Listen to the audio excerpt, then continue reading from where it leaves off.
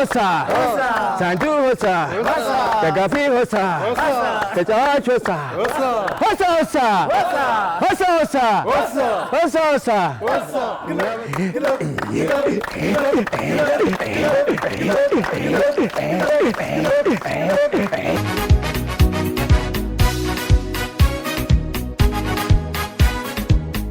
የገባው ዋንጫ አይወጣም እና የሚቀጥለው ዓመት ቤቱ እንዲቀር ለማድረግ ስራችንን እየሰራን ነው እና አንተኛም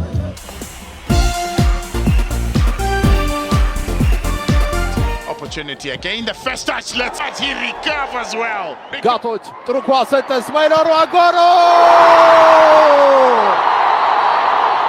ከመስመር በኩል ሌላ ኳስ ሳጥን ውስጥ ቅዱስ ጊዮርጊሶች አደገኛ ኳስ መስሏል በረከት ወልደ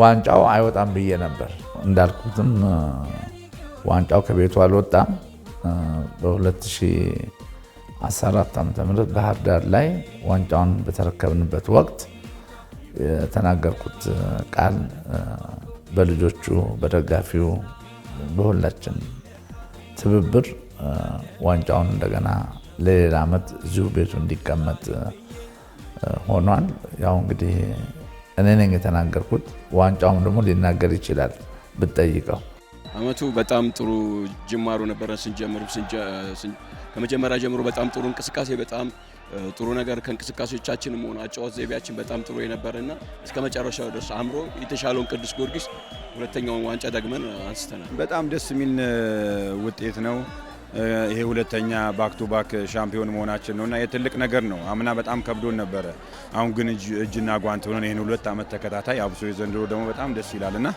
ያ ሁሌ ዋንጫ አጠግብም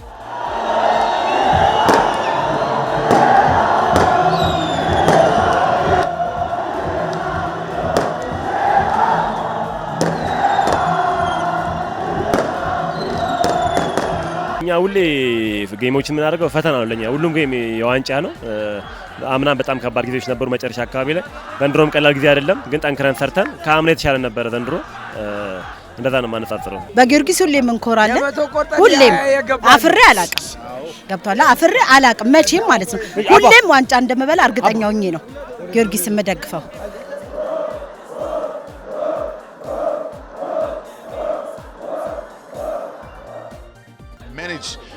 to find the back of the net opportunity again the first touch let's he recovers well again on a turn አማኑኤል ገብረ ሚካኤልና ጋቶች ፓኖም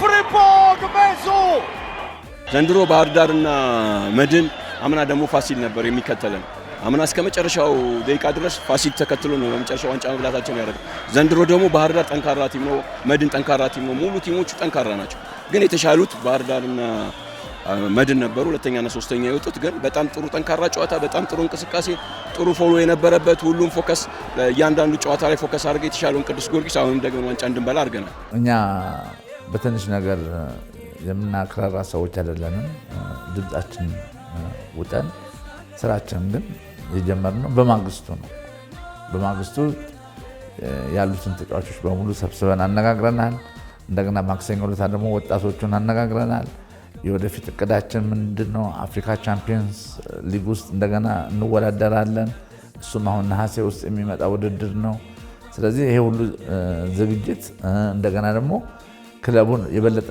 ማጠናከር አለብን የፋይናንስ ችግር ያው ያለ ነው ግን ችግሮች አይጠፉም ማለት አይደለም ወደፊትም ይቀጥላሉ ቻሌንጁ ይቀጥላል ግን ለዛ እኛ ብርቱ ሆነን መፍትሄ በመፈለግ ትልልቅ ነገሮችን እቅዶች አሉን መስመር አጥቂዎቹን ነው አሁን እንደገና ላኳ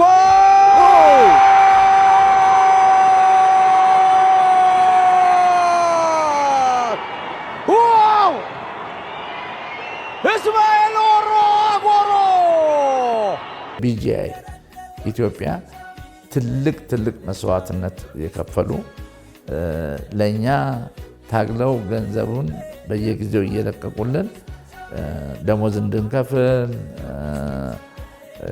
የተጫዋቾች ኢንሴንቲቭ እንዲከፈል ሁሉ ነገር ያደረጉት BGI ኢትዮጵያ ነው። እነዚህ እናመሰግናለን። ሌሎች ደግሞ እንደ ሸገር FM 102.1 በእውነቱ ቃል የለኝም እነሱን ሳመሰግን። ክለቡ ጠንካራ ከጣሊያን ጊዜ ጀምሮ እንዲሁ እየታገለ የመጣ የድል ምልክት ድለኛው ቅዱስ ጊዮርጊስ አይፈርስም፣ አንሸራተትም። ሁልጊዜ አንደኛነቱን ይዞ ይቀጥላል።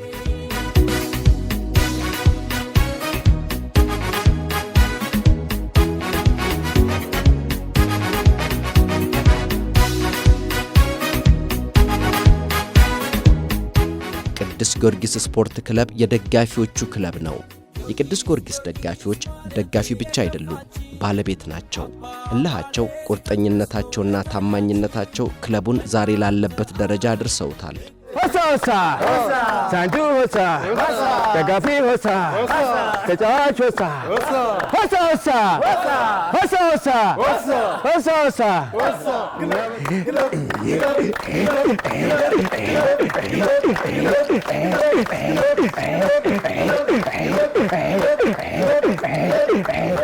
እኔ ቅዱስ ጊዮርጊስ ስፖርት ክለብ ማለት ያው እንደ አንድ አካል ቤተሰቤ ማለት ነው።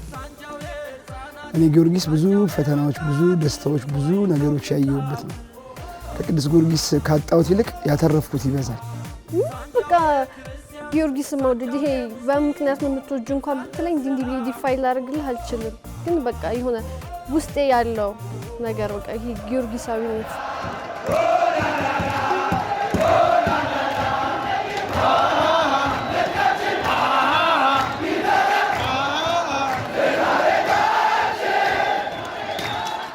ለምሳሌ አሁን ክፍለ ሀገሮች ምናምን ስትነቃነቅ ያው አቅም ሲፈቅድ በፕሌን ትንቀሳቀሳለህ አይደል? ፕሌን በሰው ተሸክም ነው የምትሄድ። አየር መንገድ በፕሌን ነው የምትንቀሳቀስ። ሰው ተሸክሞ ነው ባለው ጉዳት ላይ አንዳንድ ጊዜ ጉዳት ይጨመርብሃል። ይዞኝ ወድቋል፣ አንዴ ተሸክሞኝ ይዞኝ ሲገባ ወድቋል። ግን ሄደህ የምታየው ነገር ውጤቱ መጨረሻ ላይ ስታየው ገብቷል። የሆነ የደስታ ምንጭ ስትሆን ያ ምንም ትዝ የማይልህ ጭራሽ። የጊዮርጊስ ደጋፊ እውነት ለመናገር ፀሐይ፣ ቁር፣ ዱር የትም ግጥማችን ላይ ዜማችን ላይ ሰምቶልሽ ባህር ላይ እንኳን ቢጫወት የማይቀር ደጋፊ ነው ያለው። ለኔ ሙሉ ሀገር ነው ጊዮርጊስ በፍቅር ማለት ነው። ጥበብ ሽሮ ሜዳ ነው የምታውቀው። በኳስ ጥበብ ደግሞ ጊዮርጊስን ነው የሚያየው።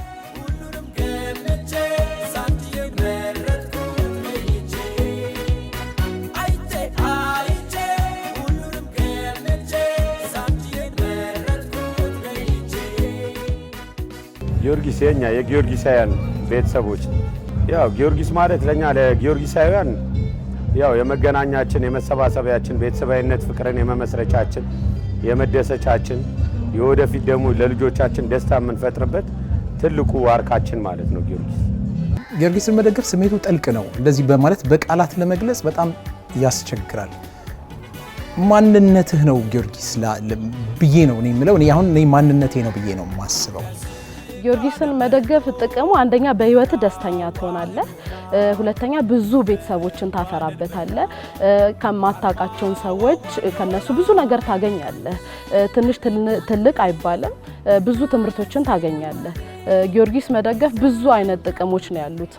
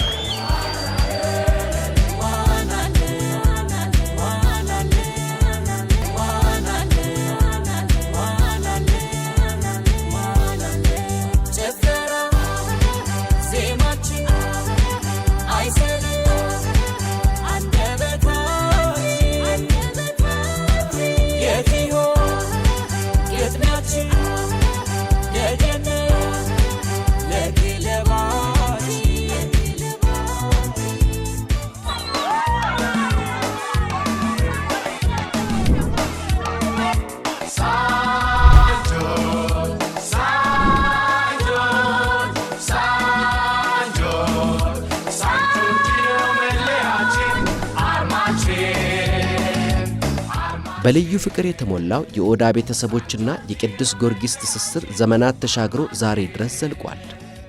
ላለፉት 2 አስርት ዓመታት ክለቡን በበላይ አመራርነት እያገለገሉ ያሉት የገብረ መስቀል ኦዳ ልጅ አቶ አብነት ገብረ መስቀል ለቅዱስ ጊዮርጊስ ራሳቸውን የሰጡ የዘመኑ ፈርጥ ናቸው።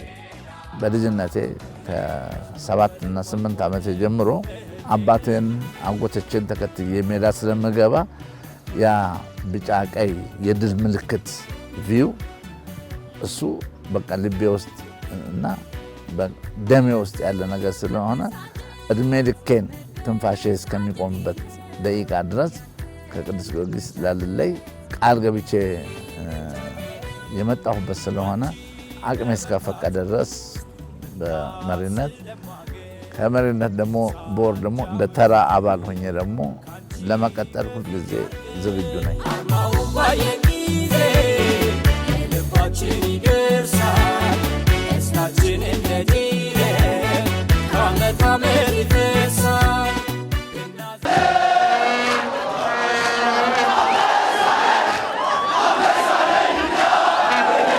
ቅዱስ ጊዮርጊስ የሕዝብ ክለብ ነው። እንደ ሕዝባዊነቱ የክለቡ ቤተሰብ በተለያዩ ተግባራት ላይ በመሰማራት የበኩሉን አስተዋጽኦ ያደርጋል።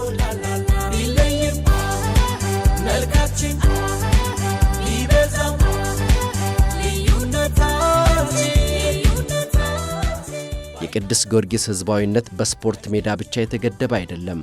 በተለያዩ ማህበራዊ ጉዳዮች ላይ ጊዮርጊሶች ቀዳሚ ተሰላፊ ናቸው። ይሄ የምታየው ማህበረሰብ በሙሉ ጊዮርጊስ ማህበረሰብ ነው። በጠራው ሰዓት ቀና ልብ ያለው ማህበረሰብ ነው። ምን ይሄ የሚያፈነግጥ ማህበረሰብ አይደለም እና የሰራናቸው ስራዎች ከደም ልገሳው ባሻገር ደም ልገሳን በመላ ኢትዮጵያ በአንድ ቀን ማስለገስ የጀመረ የቅዱስ ጊዮርጊስ ስፖርት ማህበር ነው። ደብተር ልገሳ በ30 ልጆች ጀምረን በአመት 46 ተማሪ የምናስተምርበት ነው። ምንድነው ይሄ ስፖርት ብቻ ሳይሆን አንድ ሀገራዊ ኃላፊነት አለብን ብለን ስለምናስብ ነው። ከዛ ባሻገር ደብረ ብርሃን፣ አጨዳ፣ ከዛ ስቀጥል ሶማሌ ክልል ወገኖቻችን በተጎዱ ሰዓት ማይካድራ፣ መቀሌ ብዙ በጎ አድራጎቶች ስራ በእንዲ ምን ገልጻቸው አይደሉም።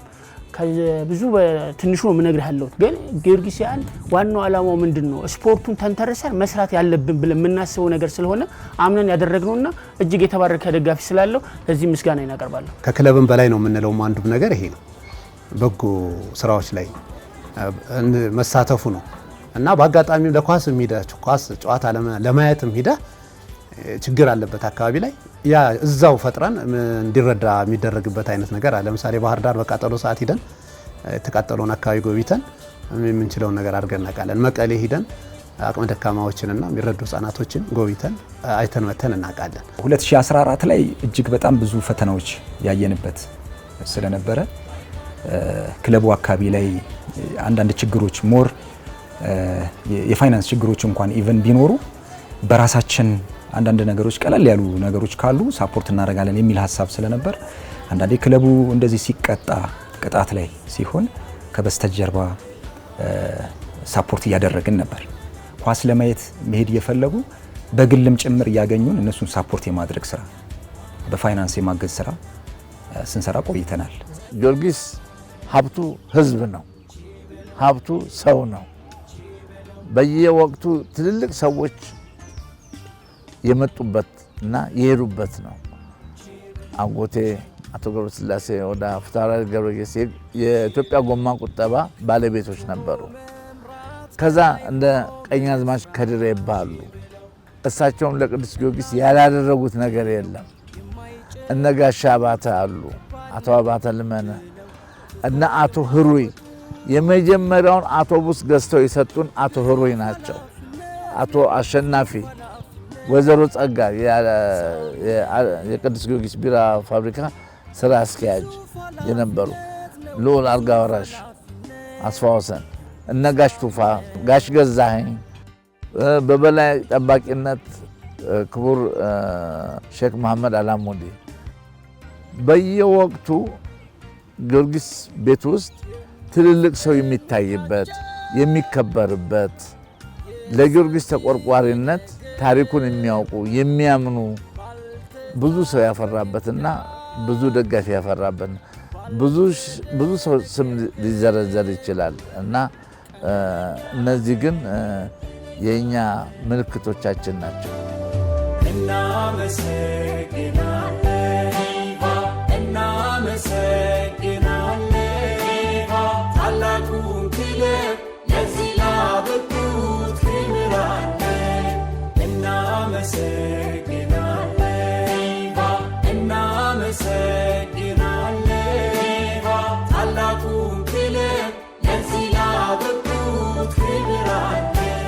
የኢትዮጵያ የመጀመሪያው የእግር ኳስ ክለብ ቅዱስ ጊዮርጊስ በዕድሜ አንጋፋነቱ ብቻ ሳይሆን በሀገራዊ ስፋቱም ታላቅ ክለብ ነው።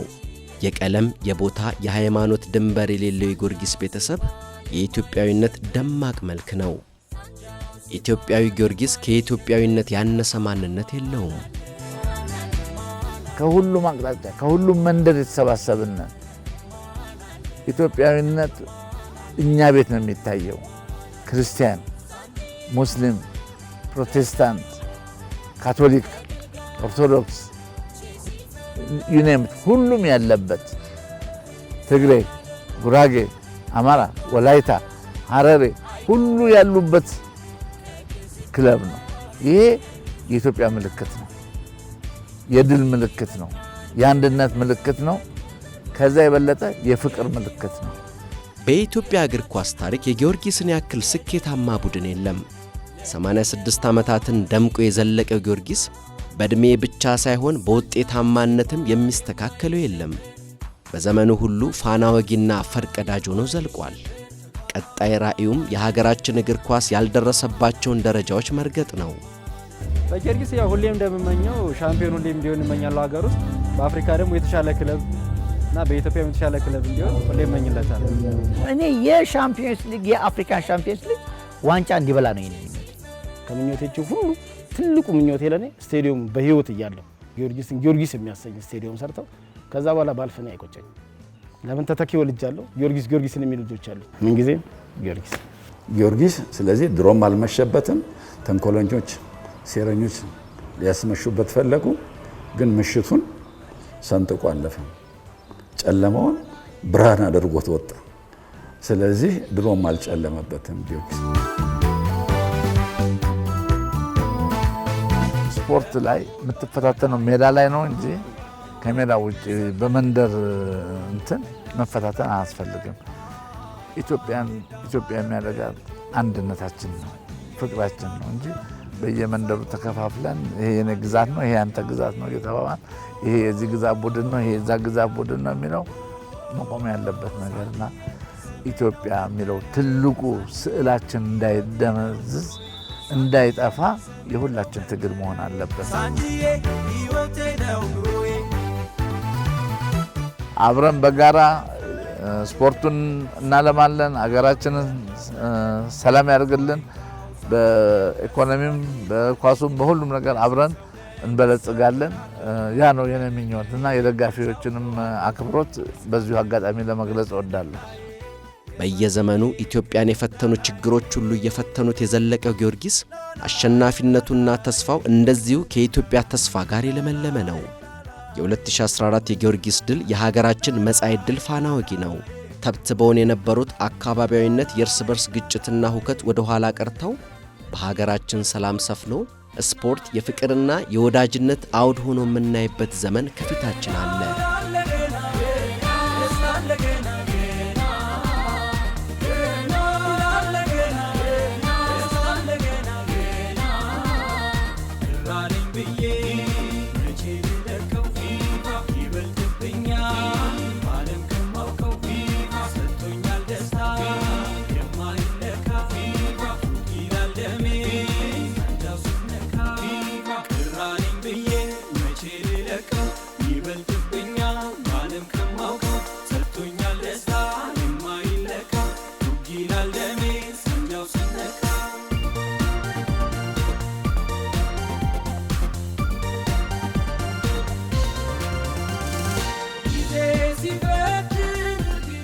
ይህን ዶክመንተሪ ለማሰራት የተነሳንበት ሀሳብ ለቀጣይ ትውልድ ደግሞ አሪፍ ነገር ሰርተን ለማስቀመጥ ነው ሀሳቡን ያመጣ ነው። ከዛ ባለፈ ደግሞ 4 አመታቶችን በጣም በሚከብድ ሁኔታ ነው ያሳለፍነው እና ያንን የጭንቅ ጊዜ አልፈን ከዛ በኋላ ደስተኛውን ህይወት ደግሞ ለማየት ስንል ይህን ዶክመንተሪ ጀምረናል። 4 አመታቶችን በመጥፎ ያሳለፍንባቸውና ይሄኛውን አመት ደግሞ በጭንቅና በደስታ መጨረሻው ላይ ደስታ የሆነበትን በዶክመንተሪ ለቀጣይ ትውልድ ሰርተን ለማስቀመጥ ነው ዋናው አላማው ማለት ነው።